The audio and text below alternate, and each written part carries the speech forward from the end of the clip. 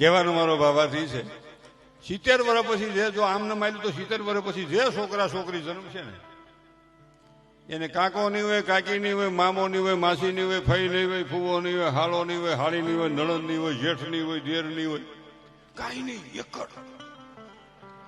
અને પાછું એને કાંઈ કહેવાય નહીં, કયો તો વયું જાય. કોક આ તો 1000 કક્ષરની વાત છે, અહીંયા તમે કોઈ સમય નહીં.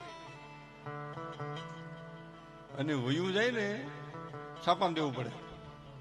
હાય તું જ્યાં હોય ત્યાં સુધી હોય, તારી મમ્મીની તબિયત ખરાબ છે, મને ક્યાંય શેન પડતું નથી, તારું જેટલું હોય છે એટલું ભરી દેવું ભાઈ. હોય બાપા 3-4 હોય તો એમ કઈ કેવું જ ન પડી તો આફણો આવે અને આપઘાત કરે નહીં. સૌજી હોય પહેલા તો ભગવાનની કૃપા જ હતી, ધીરે ધીરે ગામો ગામ આપણે અમે 4 ભાઈઓ 2 બહેનો, મારી પાસે 7 આની કર્યો 9 આની કર્યો 5 આની કર્યો 3. ભગવાનની કૃપાનો વરસાદ વર્યા કરે, દાંત કાઢવાની જરાય જરૂર નથી.